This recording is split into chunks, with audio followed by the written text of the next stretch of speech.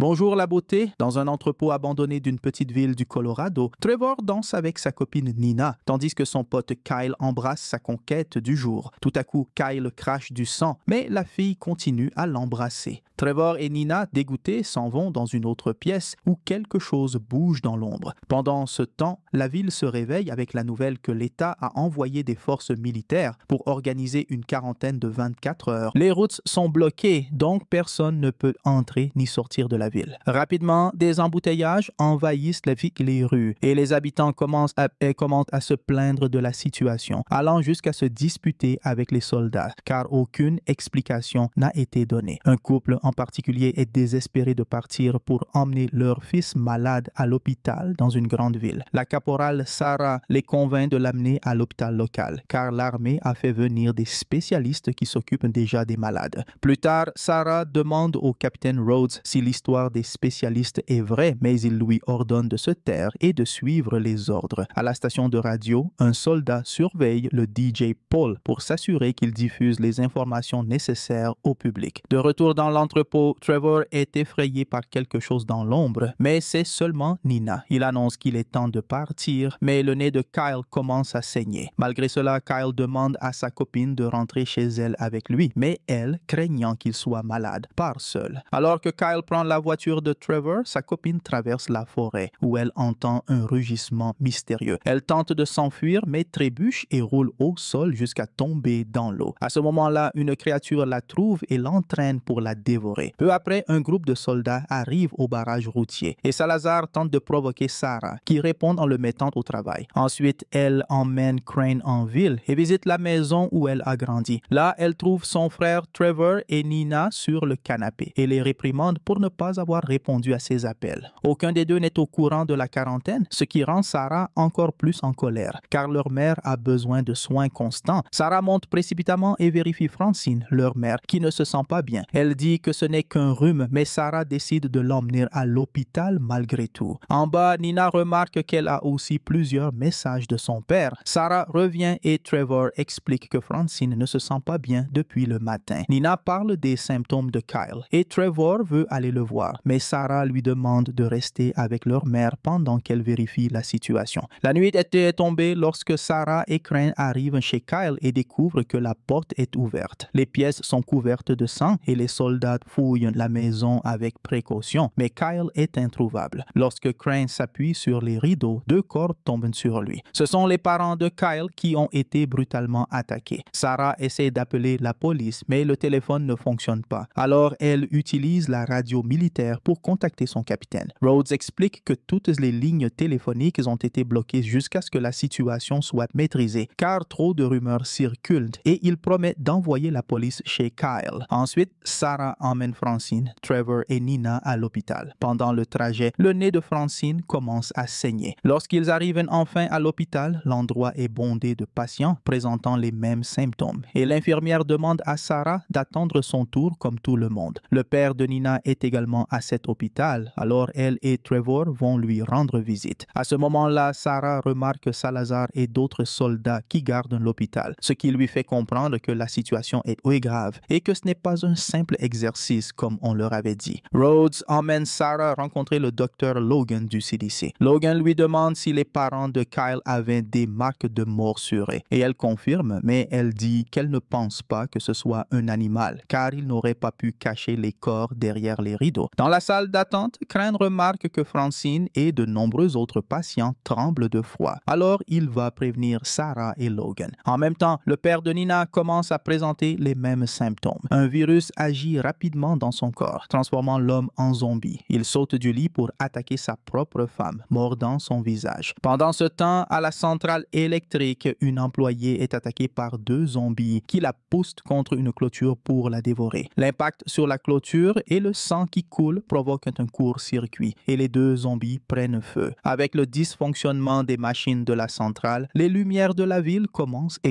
également à vaciller. Certains zombies conduisent des voitures et un accident se produit rapidement au milieu de la rue, projetant un corps au loin. Dans la maison de Kyle, 3 policiers fouillent les pièces et trouvent un troisième corps parmi le couple mort. C'est Kyle lui-même, désormais un zombie, qui attaque les policiers sans prêter attention à leurs armes. À la station station de radio, Paul et le soldat qui le surveille entendent des cris et regardent par la fenêtre, découvrant que les zombies traînent des humains pour les dévorer. Le soldat court aider les civils, mais il est pris en embuscade par plusieurs zombies qui l'emmènent pour le dévorer aussi. Paul aperçoit un autre zombie qui s'approche de lui et retourne en courant à la station de radio pour verrouiller la porte. À l'hôpital, les générateurs de secours ramènent l'électricité juste à temps pour que les personnes gelées se transforment en zombies. C'est la panique générale. Les zombies commencent à attaquer tous les humains normaux qu'ils trouvent. Trevor et Nina s'enfuient de la chambre du père de Nina et, stupéfaits, voient un zombie marcher au plafond avant de sauter sur une infirmière. Certains zombies les repèrent et commencent à les poursuivre. Le couple court et jette tout ce qu'ils trouvent pour ralentir les créatures. Ils sortent par la porte arrière et la bloquent avec une benne à ordures. Rhodes court dans un couloir vide et bloque la porte pour empêcher les zombies d'entrer. Sarah le trouve et demande des nouvelles de sa mère, mais il est impossible de la retrouver maintenant. Rhodes ouvre une autre porte en cherchant une sortie, mais plusieurs zombies surgissent. Il réussit à en repousser quelques-uns, mais ils sont trop nombreux et Rhodes est capturé et dévoré. En voyant cela, Sarah, Logan et Crank courent dans un autre couloir et se cachent dans une pièce vide. Logan pousse Crank pour qu'il entre en premier et Crank fait tomber les clés de voiture. Un zombie repère Crank au sol et tente de l'attaquer, mais Sarah le tire à l'intérieur juste à temps et verrouille la porte. Furieux, Crank pousse Logan pour ce qu'il a fait, mais Logan prétend ne pas savoir de quoi il parle. Après que Sarah et Crank ont empilé des meubles devant la porte, le groupe regarde par la fenêtre et voit que les zombies ont déjà envahi le parking. Crank n'a pas d'arme et celle de Sarah est vide. Elle propose donc de fabriquer des cocktails Molotov pour distraire les zombies et s'échapper en voiture. Comme Crank a perdu les clés de la voiture de Sarah, elle décide qu'ils doivent retrouver les clés de Rhodes pour utiliser sa voiture. Pendant ce temps, Trevor et Nina traversent la forêt où ils trouvent des dizaines de corps étalés au sol. Un corps essaie même de les attaquer, mais s'effondre à nouveau, mort. Finalement, le couple atteint le centre-ville et découvre qu'un massacre s'y déroule aussi. Cependant, ils remarquent quelqu'un de vivant dans la station de radio. Ils attendent que la rue principale soit vide pour courir jusqu'à la porte. Ils commencent à frapper, ce qui attire un zombie qui se précipite vers eux. Heureusement, Paul ouvre la porte et les fait entrer avant que le zombie ne les atteigne. Paul les conduit à la salle principale où ils trouvent le couple du début. Ce dernier révèle que leur fils est mort. À ce moment-là, la femme commence à tousser, mais elle jure que ce n'est qu'un rhume qu'elle a attrapé avant que tout ne commence. Paul tousse aussi et Nina ne sait pas si elle peut leur faire confiance. Trevor se précipite vers l'équipement radio pour envoyer un message avec leur localisation et avertir les gens de ne pas aller à l'hôpital. Ce message est diffusé sur la radio d'une voiture et entendu par Francine qui est maintenant elle aussi un zombie. De retour avec Sarah et Crank, ils avancent dans les conduites d'aération aussi vite que possible pour éviter les zombies qui tentent de les attraper à travers les grilles. Finalement, ils atteignent la salle où se trouve le corps de Rhodes. Sarah saute en bas, mais est immédiatement attaquée par quelqu'un sortant d'un placard. Elle se défend rapidement et découvre que c'est Salazar qui s'était caché avant que tout ne dégénère. Ils prennent les clés de la voiture et retournent dans les conduits, ignorant que Rhodes se réveille en zombie et mange son propre œil. Rhodes attrape Sarah et l'utilise comme contrepoids pour grimper dans le conduit, bien qu'il n'ait plus de jambes. Sarah lui donne un coup de pied au visage pour se libérer et accélère son mouvement. Dans une autre pièce, les zombies frappent conduit avec des balais et d'autres outils jusqu'à les briser, faisant tomber les jambes de Sarah à travers un trou. Les créatures tentent d'attraper ses pieds et Rhodes se rapproche, mais Salazar revient pour sauver Sarah et la tire hors du trou juste à temps. Il retourne dans la salle où se trouve Logan. Quand Crank tente de refermer le conduit, Rhodes apparaît et mord sa main. Sarah verse immédiatement de l'eau de Javel sur la blessure pour essayer de la désinfecter. Salazar, méfiant, sort son arme et se prépare à tirer, mais Sarah protège Crank. Logan intervient, affirmant que l'eau de Javel pourrait fonctionner. Rhodes continue de faire du bruit dans le conduit, alors Salazar lui tire dessus pour l'éliminer définitivement. Quand Sarah promet qu'elle tuera Crank s'il se transforme, Salazar finit par baisser son arme. Ensuite, le groupe improvise des armes avec ce qu'il trouve dans la salle. Sarah prend une des armes de Salazar. Crank casse la fenêtre avec une chaise et tous sautent enfin pour sortir de l'hôpital. Un zombie surgit immédiatement, mais les balles de Sarah ne l'arrêtent pas. Salazar lui montre que seul un tir à la tête peut les tuer. D'autres d'autres ennemis arrivent et les soldats collaborent pour les affronter pendant que Logan reste en retrait, observant seulement. Les armes improvisées se révèlent efficaces et bientôt tous les zombies autour d'eux sont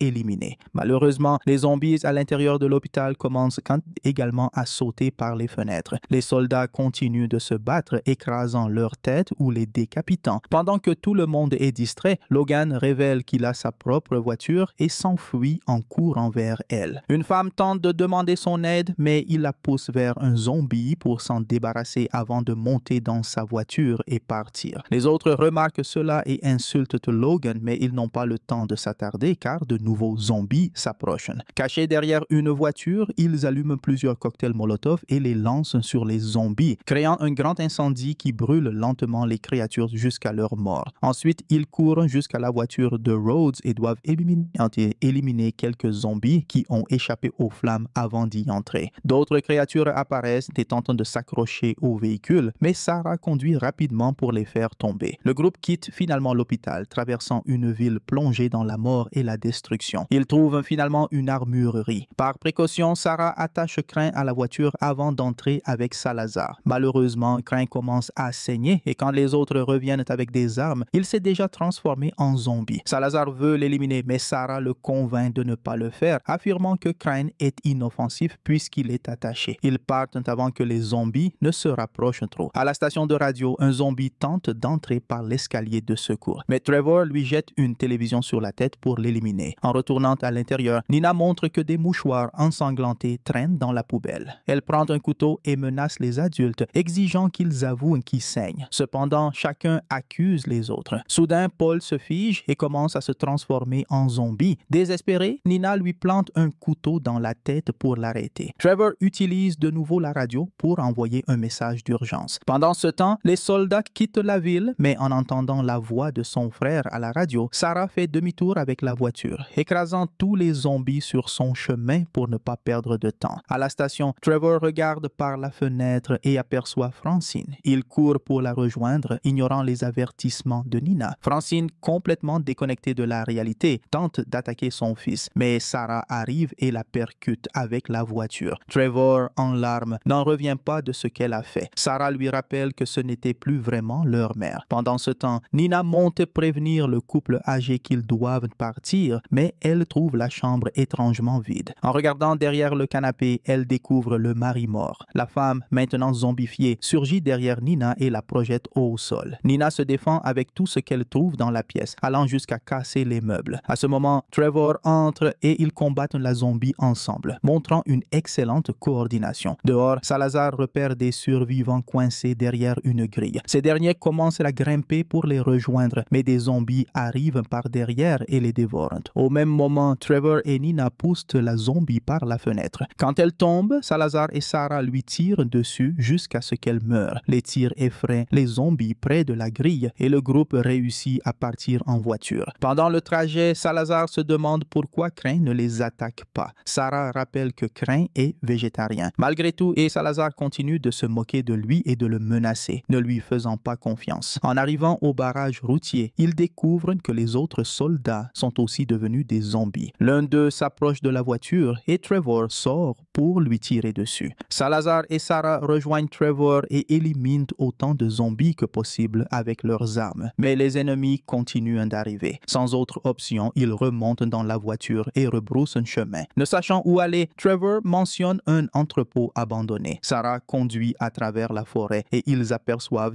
Kyle courant entre les arbres. Il saute devant eux, brisant le pare-brise et faisant perdre le contrôle du véhicule. Alors qu'ils essaient de repousser Kyle, qui tente de les mordre, la voiture percute un arbre. Kyle, coincé entre le tronc et les éclats de verre, est abattu facilement par Sarah. Après cela, le groupe continue à pied en emmenant Crane. Salazar n'arrête pas de l'insulter et de le menacer. Arrivé à l'entrepôt, Crane perd patience et se met à crier, révélant leur position. Très vite, une horde de zombies brise la porte et les murs pour les attaquer. Les survivants ouvrent le feu, mais les ennemis sont trop nombreux. Trevor ordonne à ses amis de le suivre. Le groupe descend au sous-sol, tandis que les zombies se ruent agressivement sur Crane. Le sous-sol s'avère être un véritable bunker isolé. Quelques zombies tentent de suivre, mais ils sont abattus avant que les survivants traversent une porte métallique épaisse qu'ils verrouillent. En ouvrant ouvrant une autre porte à l'arrière, ils découvrent avec stupeur une installation de recherche complète. Ils fouillent les ordinateurs à la recherche de réponses, mais tout a été effacé avant l'évacuation. Soudain, un bruit se fait entendre et Sarah et Salazar commencent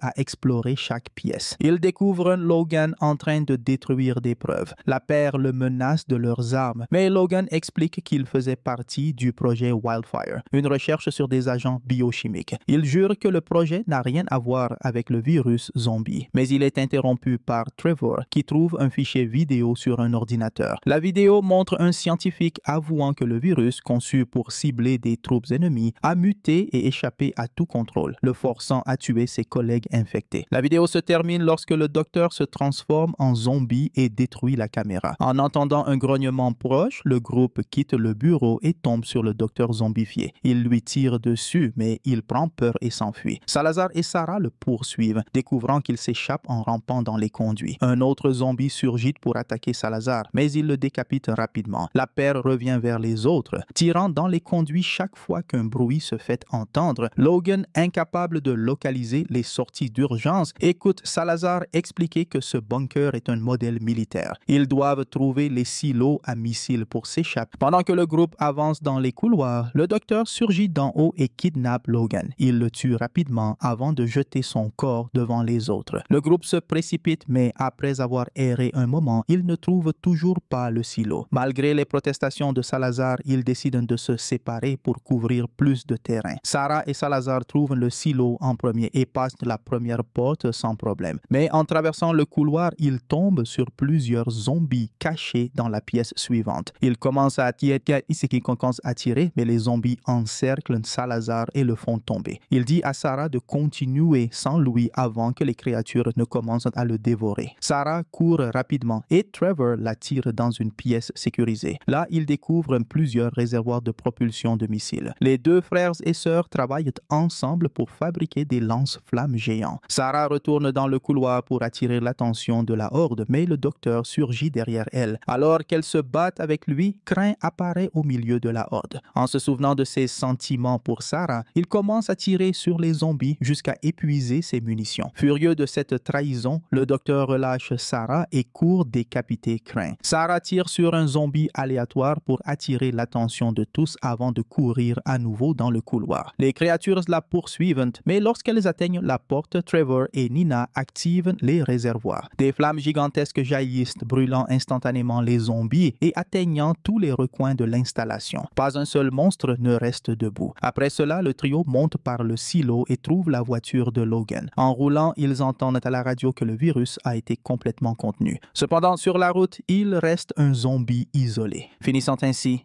Day of the Dead, film d'horreur et d'action sorti en 2008. Et je vous attends dans la prochaine vidéo.